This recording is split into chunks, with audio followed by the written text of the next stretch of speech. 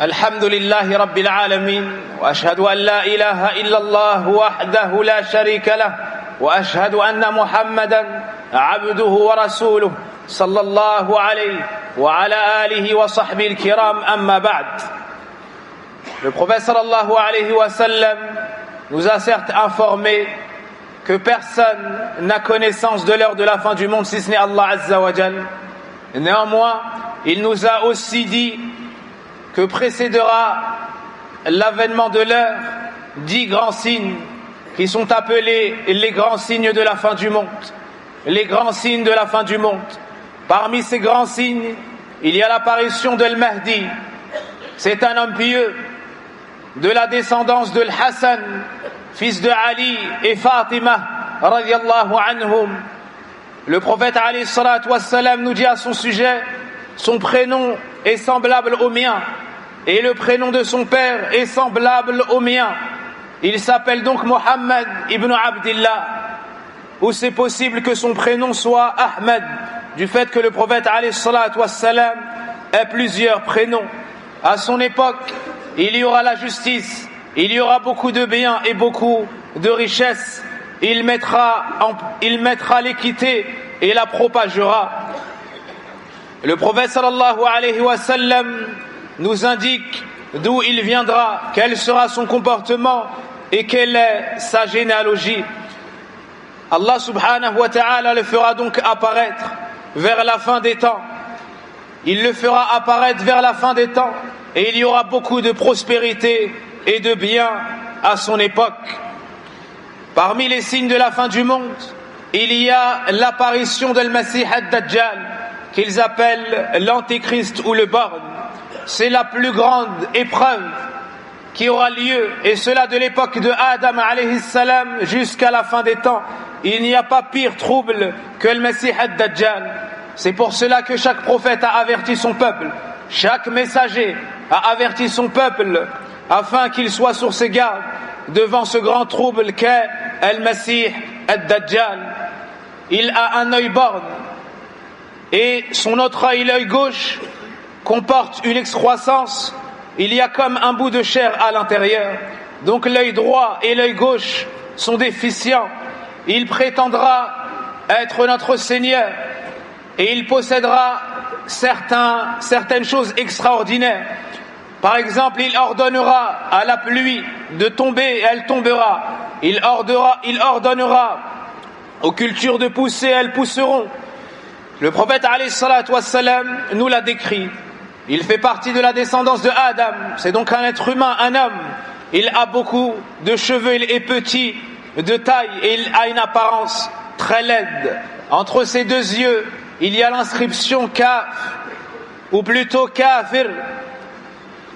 Le prophète alayhi salatu wassalam l'a appelé Al-Kadhab, il l'a appelé Al-Masih, il l'a appelé Ad-Dajjal, car il va montrer le faux comme étant le vrai. Il trompera les gens.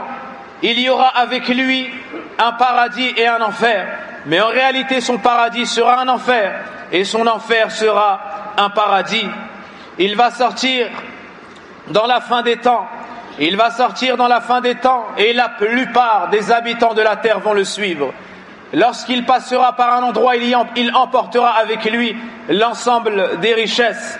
Et parmi ce dont nous a informé le prophète alayhi salatu wassalam, c'est qu'il n'aura pas la capacité d'entrer à Médine, ni la capacité d'entrer à Mecca, car il y a des gardiens aux portes. Ce sont des anges qu'Allah Azza wa Jal a chargés de cela. C'est alors qu'un homme, un jeune parmi les croyants sortira vers lui. Al-Masih ad-Dajjal lui dira: est-ce que tu as foi en moi? Reconnais-tu que je suis ton Seigneur? Il dira: non, mais tu es le menteur au sujet duquel nous avait parlé le prophète sallallahu alayhi wa sallam. Tu es le menteur dont nous avait parlé le prophète, le messager sallallahu alayhi wa sallam. Alors il va se saisir de lui. Ad-Dajjal va l'attraper, il va l'assassiner et le couper en deux. Puis il dira aux gens: si je le ressuscite, aurez-vous foi en moi? Ils diront oui. Alors il va lui dire: Koum, lève-toi. Et cet homme va se relever. Puis il va lui dire: est-ce que tu crois en moi désormais? Il lui dira: non. Cela n'a fait qu'ajouter à ma certitude. C'est ainsi qu'Allah Azza wa Jal va raffermir cet homme parmi les croyants. C'est un grand trouble et il sera suivi par la plupart des gens. Le prophète alayhi salatu wassalam ne nous a pas laissé sans protection, mais il nous a informé qu'il y avait le moyen de nous prémunir contre son trouble. Il nous a cité par exemple à la fin de chaque prière, avant le taslim, le fait de chercher protection auprès d'Allah contre le mal de Al-Masih Ad-Dajjal. Ainsi, après Al-Tashahud, Al-Akhir et Al-Salat Al-Ibrahimiyya, cherche refuge auprès d'Allah contre le trouble et le mal de Al-Masih Ad-Dajjal. Deuxièmement, le prophète alayhi salatu wassalam nous a dit, celui qui mémorise les 10 premiers versets de Surat Al-Kahf, cela lui sera une préservation contre Al-Masih Ad-Dajjal, comme l'a rapporté l'imam Muslim, et d'autres causes encore, comme le fait d'habiter à Médine, ou le fait d'habiter à Mecca, avec une foi ferme, ceci est une préservation contre le trouble d'Al-Masih Ad-Dajjal. Et il sera anéanti lors de la descente de Isa ibn Maryam. Et ceci nous amène au troisième signe, au troisième grand signe de la fin du monde, c'est la descente de Isa ibn Maryam. Car Allah Azza wa Jal nous informe dans le Coran que Isa n'est pas mort, il n'a pas été assassiné, il n'a pas été crucifié, mais Allah l'a élevé vers lui. Et à la fin des temps, Isa, le messager d'Allah, le fils de Maryam radiallahu anha, descendra et il mettra en pratique la religion d'Allah subhanahu wa ta'ala en suivant la voie de Muhammad sallallahu alayhi wa sallam. Il descendra auprès du minaret blanc. Et son apparence, comme nous a dit le prophète sallallahu alayhi wa sallam, sera qu'il se tiendra aux ailes de deux anges lors de sa descente. Toute personne qui n'avait pas eu foi à ce moment-là et qui sentira son odeur, qui sent à vue d'œil, à portée d'œil, décédera. Les croyants se réuniront autour de lui. Puis l'heure de la prière viendra et on lui dira de présider la prière, mais il dira imamukum minkum, votre imam fait partie des vôtres. À son époque, il y aura la justice, il y aura beaucoup de richesses. Allah subhanahu wa ta'ala nous dit dans le Coran wa innahu la'ilmun lis-sa'ah. Ibn Abbas explique ce verset en disant, parmi ce signe, il nous dit que c'est la descente ou la sortie de Isa, fils de Maryam. Le prophète alayhi salatu wassalam dit, par celui qui détient mon âme dans sa main, il s'en faut de peu pour que Isa, fils de Maryam, descende. Donc voici un des grands signes de la fin du monde. Il descendra avec la justice et avec l'équité.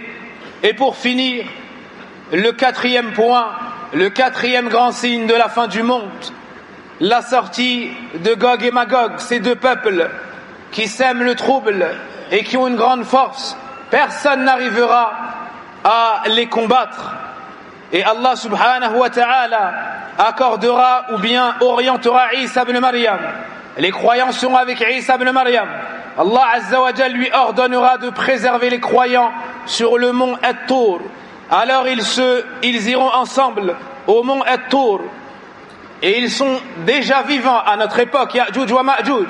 Mais comme cela nous a été relaté dans le Coran, Dhul Qarnayn, suite à la demande de ce peuple, a bâti une construction afin de les enfermer. Et lorsqu'Allah Azza wa Jal leur permettra de sortir, ils sortiront. Allah nous dit dans le Coran, hatta idha futihat Ya'juj wa Ma'juj wa hum min kulli hadabin yansilun. Ils sont un nombre très nombreux et ils seront un grand nombre en enfer. Lorsque le prophète alayhi salatu wassalam nous a dit dans le hadith, le jour de la résurrection, Allah ordonnera à Adam de sortir la part de sa descendance qui ira en enfer. Alors Adam dira, quelle est cette part, ô Seigneur? Allah Azza wa Jal lui dira, de chaque 1000 personnes, 999 iront en enfer. De chaque 1000 personnes, 999 iront en enfer.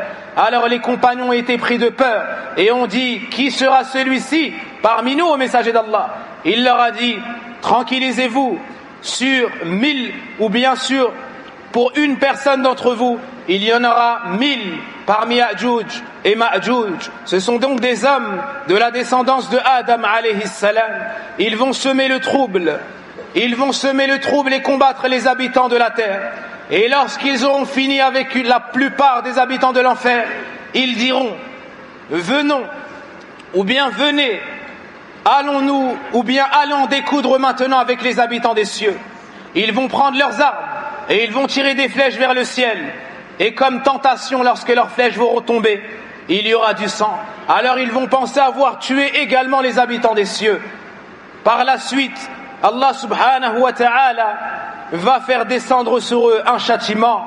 Allah subhanahu wa ta'ala va faire descendre sur eux un châtiment et ils seront tous morts. Hudhayfa ibn Usayd radiyallahu anhu nous dit: un jour, alors lors d'un rappel parmi les compagnons, le prophète sallallahu alayhi wa sallam est apparu et il dit à ses compagnons: quel est donc l'objet de votre rappel, le sujet de votre rappel? Et eux de répondre radiyallahu anhum: nous nous rappelons l'heure de la fin du monde. Alors le prophète sallallahu alayhi wa sallam leur a dit: elle ne retentira pas si ce n'est après 10 signes. Ces 10 signes sont les 10 grands signes de la fin du monde. Il a mentionné ad-dukhan, une fumée. Il a mentionné ad-dajjal, le faux messie. ad-dabba, la bête. Tulu'u ash-shams min maghribiha, le soleil se lèvera de son couchant. Wa nuzul Isa ibn Maryam, la descente de Isa, le fils de Maryam. Ya'juj wa Ma'juj, Gog et Magog. Thalathatu khusuf, il a mentionné 3 engloutissements de la terre. Khasfun bil mashriq, wa khasfun bil maghrib, wa khasfun bi jazirati al-arab. Il y aura un engloutissement de la terre vers l'Occident, vers l'Orient et dans la péninsule arabique. Et le dernier de ces signes sera un feu qui sortira du Yémen et qui rassemblera les gens sur la terre du rassemblement avant l'heure de la fin du monde, avant que ne retentisse, que ne sonne la fin du monde, comme l'a rapporté l'imam Muslim rahimahullahu ta'ala. Il y a d'autres versions du hadith qui ont mentionné un ordre différent. Mais ce sur quoi il n'y a aucun doute, c'est que ces signes sont véridiques, sont vérités, et ils arriveront. Et lorsque le premier de ces signes apparaîtra, les suivants suivront rapidement. Nous avons déjà mentionné lors d'une khutba précédente certains de ces grands signes. Sachez, mes chers frères, que parmi les grands signes de la fin du monde, il y a donc 3 engloutissements de la terre. La terre va avaler littéralement ce qu'il y a au-dessus d'elle. Il y en aura 3, comme cela a été mentionné par le prophète alayhi salatu wassalam. Un à l'Orient, l'autre à l'Occident, et le 3e dans la péninsule arabique. Parmi les grands signes de la fin du monde, il y aura une fumée, comme cela a été mentionné dans le hadith du prophète sallallahu alayhi wa sallam. Également, ou plutôt on trouve également dans le Coran, dans Surat ad-Dukhan, qu'Allah Azza wa Jal nous dit sur la traduction des sens de ces 2 versets: eh bien, attend le jour où le ciel apportera une fumée visible qui couvrira les gens, ce sera un châtiment douloureux. Et le prophète sallallahu alayhi wa sallam a informé de l'effet de cette fumée sur les gens. Quant aux croyants, elle aura tel l'effet d'un rhume, tel l'effet d'un rhume ou d'une allergie. Quant à ceux qui n'auront pas eu la foi, ça sera un châtiment douloureux. Parmi les grands signes de la fin du monde, le fait que le soleil se lèvera de son couchant. Chaque jour et chaque soir, nous observons ce grand signe d'Allah Azza wa Jal. Il se couche et il se lève. Il va se coucher sous le trône d'Allah Azza wa Jal, et que chaque jour il reçoit la permission également de se lever. Mais viendra un jour où il n'obtiendra pas cette permission. Ainsi, il se lèvera de son couchant. À cet effet, Allah subhanahu wa ta'ala nous dit dans le Coran, selon la traduction du sens de ce verset, qu'attendent-ils que les anges leur viennent, que vienne ton Seigneur ou que viennent certains signes de ton Seigneur? Le jour où certains signes de ton Seigneur viendront, la foi en lui ne profitera à aucune âme qui n'avait pas cru auparavant ou qui n'avait acquis aucun mérite de sa croyance. Dit, attendez, nous attendons aussi. Il a été expliqué, le prophète alayhi salatu wassalam a expliqué ce verset en disant que le sens de certains de ces signes, c'est-à-dire lorsque le soleil se lèvera de son couchant. À ce moment-là, sachez, chers frères, que le prophète alayhi salatu wassalam nous dit que le repentir ne sera plus accepté, que la porte du repentir sera fermée. Ainsi, on s'encourage mutuellement à revenir vers Allah et à se repentir de tout péché avant que la porte du repentir ne se referme. Et cela lorsque le soleil se lèvera de son couchant.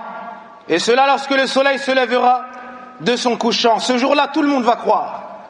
Ce jour-là, tout le monde va croire, mais la foi ne sera plus profitable, si ce n'est à ceux qui l'avaient eue auparavant. Parmi les grands signes de la fin du monde, la sortie d'une bête de la terre. Il y a une bête qui sortira de la terre et qui parlera aux gens. Comme Allah subhanahu wa ta'ala nous le mentionne dans Surat An-Naml, dans le verset dont la traduction des sens sont « Et quand la parole tombera sur eux, nous leur ferons sortir de terre une bête qui leur parlera. Les gens n'étaient nullement convaincus de la vérité de nos signes. » Ainsi, Allah subhanahu wa ta'ala fera sortir une bête de la terre et les informations que nous avons sur cette bête est qu'elle sortira de la terre, comme c'est mentionné dans le verset, et qu'elle parlera aux gens. Nous avons une foi ferme en cela, car c'est l'information d'Allah Azza wa Jal. Voici certains signes de la fin du monde. Aussi, il y aura en dernier signe, comme ça a été mentionné dans le hadith, précédemment cité le hadith de Hudhayfa ibn Usayd, un feu qui rassemblera les serviteurs d'Allah sur une seule et même place, la place du rassemblement. Le prophète sallallahu alayhi wa sallam nous dit, et le dernier, c'est-à-dire le dernier de ces grands signes, sera un feu qui sortira du Yémen. Un feu qui sortira du Yémen et qui rassemblera les gens sur la terre du rassemblement. Et il a été affirmé dans le hadith de Abdullah ibn Umar que cette terre est Al-Sham, la région du Liban et ses alentours, du Liban, de la Syrie et de ses alentours. Le prophète sallallahu alayhi wa sallam nous a décrit ce rassemblement et il nous indique que l'ensemble de ses serviteurs, des serviteurs d'Allah subhanahu wa ta'ala, seront rassemblés sur cette même terre au Sham. À ce moment-là, Allah subhanahu wa ta'ala enverra un vent. Il enverra un vent qui sortira du Yémen, qui sera plus doux que la soie. Ça sera un vent de miséricorde, un vent de bonté. Et tout croyant qui sentira ce vent mourra. Tout croyant qui sentira ce vent-là mourra à cet instant. Celui qui aura dans le cœur le poids d'une petite fourmi de foi sentira cette odeur, c'est-à-dire tout croyant, tout musulman sentira cette odeur. Et à ce moment-là, il ne restera plus aucun croyant sur la terre d'Allah Azza wa Jal. Les écritures du Coran, la parole d'Allah Azza wa Jal dans les livres sera élevée. Il ne restera plus aucun croyant. Et à ce moment-là, comme nous le dit le prophète alayhi salatu wassalam, fayabqa shirarun nas, il ne restera que les pires des gens. Il n'y aura plus personne qui dira la ilaha illallah Muhammadur Rasulullah sallallahu alayhi wa sallam. Il n'y aura plus personne qui fera le rappel d'Allah. Et cette terre sur laquelle nous vivons, les cieux qui nous couvrent, n'ont été créés que pour le rappel d'Allah, n'ont été créés que pour qu'on unifie Allah d'un culte sincère, qu'on l'adore seul d'un culte sincère, que la parole d'Allah Azza wa Jal soit élevée. À ce moment-là, il ne restera plus personne qui adorera Allah seul d'un culte sincère. Les gens seront plongés dans le polythéisme, et ça n'est que sur ces gens-là que retentira l'heure de la fin du monde. Et probablement qu'on se demande comment aura lieu la fin du monde et que se passera-t-il? Comment est-ce que cette terre disparaîtra? Et cela, Inch'Allah ta'ala, fera l'objet d'un futur prêche. Wallahu a'lam. Wa sallallahu wa barak ala nabiyyina Muhammadin wa ala alihi wa sahbihi ajma'in. Allahumma ya hayyu ya qayyum bi rahmatika nastaghith. أصلح شأننا كله ولا تكلنا إلى أنفسنا طرفة عين ربنا آتنا في الدنيا حسنة وفي الآخرة حسنة وقنا عذاب النار اللهم اغفر لنا ذنوبنا وكفر عنا سيئاتنا وتوفنا مع الأبرار اللهم إنا نسألك الهدى والتقى والعفاف والغنى يا حي يا قيوم يا حي يا قيوم يا رب العالمين اشف مرضانا أرض المسلمين اشف مرضانا أرض المسلمين وارحم موتانا وموتى المسلمين. Pour finir, certaines personnes ont fêté leur fête et certains parmi les musulmans, soit par ignorance, pour la majeure partie d'entre eux, soit par suivi de passion, pour une minorité d'entre eux, wallahu a'lam, se sont associés aux fêtes des non-musulmans. Il est à savoir que l'Eid a une forte notion religieuse. Al-Eid, c'est quelque chose de légiféré. Et le prophète alayhi salatu wassalam nous a enseigné, nous les musulmans, quelles étaient nos fêtes. Eid al-Fitr, qui marque la rupture du jeûne du mois de Ramadan. Et Eid al-Adha, le 10e jour de Dhul Hijjah. Voici nos fêtes. Les fêtes desquelles nous sommes fiers. Celles que nous fêtons et à travers lesquelles nous nous rapprochons d'Allah. Quant à autre que ces deux fêtes, on ne s'y associe pas, on ne les célèbre pas, on ne les fête pas. Pourquoi? Car elles ne sont pas des fêtes musulmanes, non légiférées par Allah, non mentionnées par le prophète Mohammed, sallallahu alayhi wa sallam. Allah Azza wa Jal qui nous dit dans son livre, ittabi'u ma unzila ilaykum min rabbikum, wa la tattabi'u min dunihi awliya. Allah subhanahu wa ta'ala qui nous dit, وما آتاكم الرسول فخذوه وما نهاكم عنه فانتهوا. Allah subhanahu wa ta'ala qui nous dit والذين لا يشهدون الزور. Allah dans son livre nous ordonne de suivre ce qu'il nous a révélé et de ne suivre en dehors de lui aucun protecteur. Il nous ordonne de suivre ce que le prophète alayhi salatu wassalam nous a dit et de délaisser ce qu'il nous a proscrit. Ainsi, il n'est pas permis, il n'est pas légiféré en islam de fêter autre que les fêtes légiférées par Allah Azza wa Jal. Voici un rappel en espérant qu'il soit profitable aux croyants. Quant à ceux qui disent autre que ce qu'Allah nous a révélé dans le Coran, ou le prophète alayhi salatu wassalam dans la Sunna, ainsi que les compagnons, voici un égarement évident. سبحانك اللهم وبحمدك أشهد أن لا إله إلا أنت أستغفرك وأتوب إليك. الحمد لله نحمده ونستعينه ونستغفره ونعوذ بالله من شرور أنفسنا ومن سيئات أعمالنا من يهده الله فلا مضل له ومن يضلل فلا هادي له وأشهد أن لا إله إلا الله وحده لا شريك له وأشهد أن محمدا عبده ورسوله. يا